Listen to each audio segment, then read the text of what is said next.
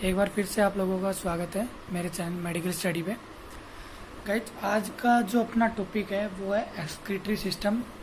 इससे पहले अपन digestive system, respiratory system और कार्डियोवास्कुलर सिस्टम इन पे वीडियोस बना चुके हैं। अगर आपने अभी तक नहीं देखे हैं तो आप उनको देख सकते हैं नीचे। तो एक्सक्रीटरी सिस्टम का ओवरव्यू अपन स्टार्ट करते हैं। Okay, so firstly we have to find that what is excretory system. Excretory system होता क्या है? The system of body which helps in excrete the waste product from the body. यानी ऐसा system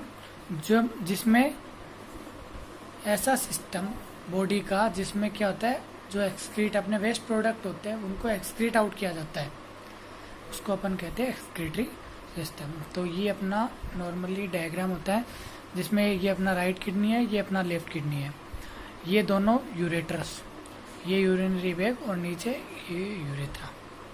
okay, अब left kidney आपने देखा होगा कि राइट किडनी जो है थोड़ी सी नीचे है और लेफ्ट किडनी थोड़ी सी ऊपर है, ऊपर की ओर है। ओके, क्योंकि ये होता है लीवर की वजह से। ठीक है, लीवर की वजह से। ये था अपना नॉर्मली डायग्राम। अब आते हैं अपन मेन जो एक्सक्रीटरी सिस्टम का जो ऑर्गन है मेन, वो है अपना किडनी। किडनी क्या होता है? किडनी बीन शेप्ड होता है और दो किडनी पाई जाती है वुमन में, राइट और लेफ्ट किडनी। ओके, लोकेशन कहाँ होती है इसकी? ये 12 thoracic vertebra to 3rd lumbar vertebra तक होती है और पीछे posterior abdomen, found in posterior abdomen. Right kidney जो है वो प्लेस्ड लिटिल लोअर, मैंने बताया ना कि ये थोड़ी नीचे है और थोड़ी ऊपर है due to liver. Okay, size क्या होती है किडनी की? 6 × 3 सेंटीमीटर। वेट देखे तो 150 gram in male and 135 gram in female. Now shape of kidney, bean shape organ which has तो लेटरल बॉर्डर होता है, एक मीडियल बॉर्डर होता है, एक अपर और लोअर पोल्स होते हैं, एंटीरियर और पोस्टीरियर सरफेस होती है। ये आई थिंक सभी जानते हैं। आप अपन देखते हैं मेन जो इसका चीज ये है लॉन्गिट्यूडनली सेक्शन ऑफ किडनी, यानी जब किडनी को अपन लॉन्गिट्यूडनल कट करते हैं तो अपन क्या क्या देखते हैं। ये किडनी की अंदर की स्ट्रक्चर है। किडनी के अंदर की स्ट्रक्चर में अपन देखते हैं 3 लेयर होती है इसमें, 1 2 3। Outer most layer, this is the outermost layer and it's called as renal fascia. Second, middle layer, this is called renal fat and another innermost layer is renal fibrous. Now dot जो बना रखे हैं, ये पूरा जो space होता है उसको अपन बोलते हैं रीनल कॉर्टेक्स। और जो ये वाले जो मैंने बना रखे हैं पिरामिड्स टाइप के, तो इसको बोलते हैं रीनल पिरामिड्स। अब हर पिरामिड के बीच में कुछ स्पेस है, उसको अपन बोलते हैं रीनल मेडुला। तो गाइस, इजी डायग्राम है, कोई दिक्कत नहीं है। रफ डायग्राम बनाया मैंने 3 सी बना के, नॉर्मली डॉट करके उसमें रीनल पिरामिड बनाने, और कुछ नहीं करना। अब पिरामिड्स के अपन स्ट्रक्चर देख लेते हैं कि पिरामिड्स का ये जो सिरा होता है, पीछे वाला सिरा, ये किसकी तरफ होता है? कोर्टेक्स की तरफ, क्योंकि पीछे क्या होता है? रीनल कोर्टेक्स होता है और आगे क्या होता है? Renal pelvis. ओके, ये आपको इजी से इजी वे में समझाने की कोशिश की है मैंने। एक बार दोबारा देख लेते हैं। 3 लेयर होती है, renal fascia, renal fat, renal fibrous. अंदर रीनल पिरामिड्स के बीच का जो स्पेस होता है renal medulla, and the another space which is back in the pyramids, it is called as renal cortex. Now we will see the functional and structural unit of kidney. As we know it's nephron. Nephron क्या होता है? Functional और structural unit है kidney का। Nephron के क्या होता है? 2 टाइप्स होते हैं, cortical nephron and juxtamedullary nephron. Nephron के कितने टाइप होते हैं? 2 टाइप, कॉर्टिकल नेफ्रॉन और juxtamedullary nephron. Now we will see the structure of nephrons. Easy way में आपको स्ट्रक्चर समझाने की मैंने कोशिश की है। पहला वाला कॉर्टिकल नेफ्रॉन है, दूसरा वाला जक्स्टामेडुलरी।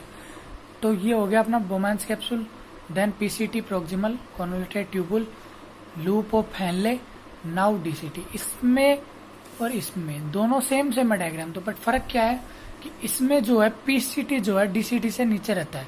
ये देखो थोड़ा सा आपको दिख रहा होगा, है ना, डिफरेंस है।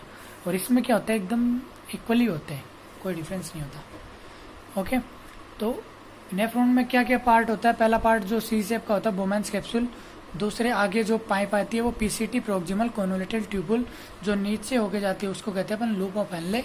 नाउ आगे जो आता है DCT distal convoluted tubule, distal convoluted tubule. फिर ये किस में जाके खुलती है? कलेक्टिंग डक्ट में।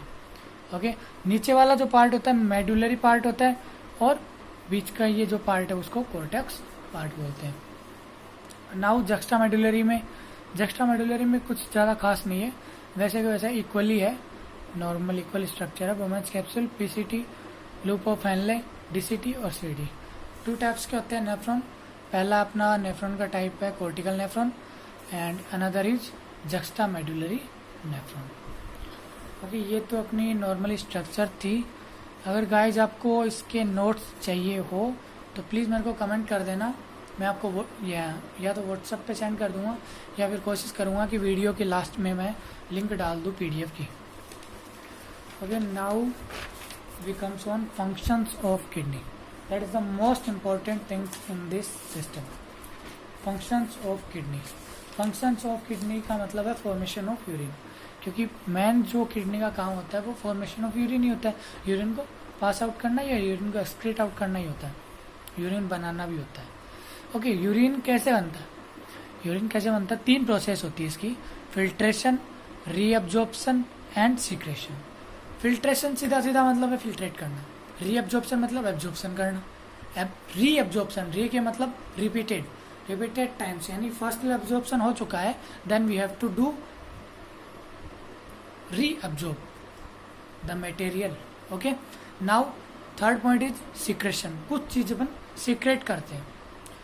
ओके, नाउ अपन नॉर्मल स्ट्रक्चर पर देख लेते हैं। नेफ्रॉन की स्ट्रक्चर बनाई है अपन ने, और ये जो है मैंने कल एक वीडियो बना रखी है नीचे ग्लोसरीज से, उसमें मैंने बताया कि एफरेंट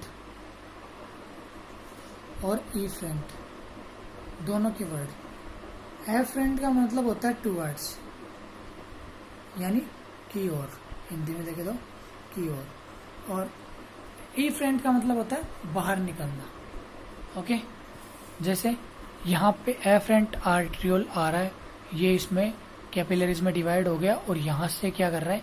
ईफरेंट आर्ट्रियोल बाहर निकल रहा है पीसीटी के अंदर।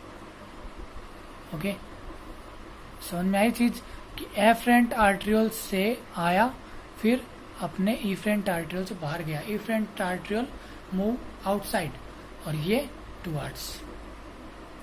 ओके, नाउ बोमेंस कैप्सूल सेम का सेम है। अब यहाँ पे जो आर्ट्रियोल आया और कैपिलरीज में डिवाइड हो गया, ये कैपिलरीज है छोटी छोटी, इसको अपन बोलते हैं ग्लोमेरुलस।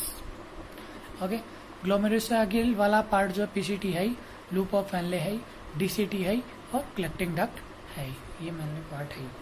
फिल्ट्रेशन की प्रोसेस समझते हैं। फिल्ट्रेशन की प्रोसेस एक बार आपने अगर समझ ली तो आपको बार बार समझने की जरूरत नहीं है। एक बार आप अगर कोशिश करोगे तो एक बार में ही समझ में आ जाएगी। अगर एक बार समझ में आ गई तो आप कभी भूलोगे भी नहीं है। तो फिल्ट्रेशन जो होता है किस किस पार्ट में होता है? बोमेंस कैप्सूल में होता है। बोमेंस कैप्सूल में क्या होता है? एफरेंट आर्ट्रियोल आ रही है और डिवाइड होती है कैपिलरीज में, और इफरेंट आर्ट्रियोल से बाहर निकल जाती है। देखें, in Bowman's capsule the afferent arterioles comes and divide into many capillaries, then out from it by a efferent arteriole.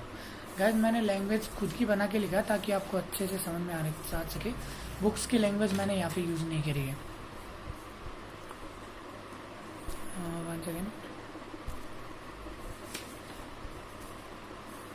Now the afferent arteriole.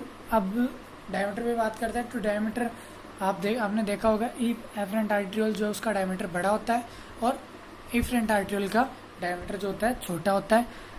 अब डायमीटर के होने के कारण क्या होता है? ये फिल्ट्रेशन अकर होता है। फिल्ट्रेशन अकर में 2 प्रेशर लगते हैं अपने। फिल्ट्रेशन किस किस टाइप में होता है? हाइड्रोस्टेटिक प्रेशर और ऑस्मोटिक प्रेशर के द्वारा होता है। क्योंकि कोई चीज़ें अगर अपन को फिल्ट्रेट करनी है तो अपने को थोड़ा प्रेशर देना पड़ता है उसके लिए। जैसे अगर अपन ने नींबू पानी बनाया तो उसमें नींबू के अगर बीज अपने को अलग करने हैं तो अपने को थोड़ा सा पुश करना पड़ता है, उसको प्रेशराइज करना पड़ता है, तो हो जाता है। और छलनी भी लगानी पड़ती है। तो छलनी भी यहाँ पे होती है। अब afferent arteriole have high diameter then efferent arteriole in this filtration occur by the hydrostatic pressure and osmotic pressure. अब हाइड्रोस्टैटिक प्रेशर कितना होता है ग्लोमेरुलर कैपिलरीज में 55 mmHg और ऑस्मोटिक होता है 30 mmHg। अब बोमन्स कैप्सूल क्या करता है? बोमन्स कैप्सूल में किस किस का फिल्ट्रेशन होता है? वाटर का, सॉल्ट्स का, ग्लूकोज का और यूरिया का। Okay, in the Bowman's capsule by the pressure water, salts, glucose, urea is filtered, then capillaries pushed it in PCT proximal convoluted tubule where glucose, salts and water, urea is filtered. Okay, ये short से short form में मैंने लेने की कोशिश करी है। और एक चीज और भूल गया मैं, GFR ग्लोमेरुलर फिल्ट्रेशन रेट, ये अपने ऑब्जेक्टिव टाइप में बहुत ज्यादा क्वेश्चन आता है, इसमें लिखना भूल गया मैं। GFR की रेट जो होती है 135 लीटर पर मिनट आई थिंक।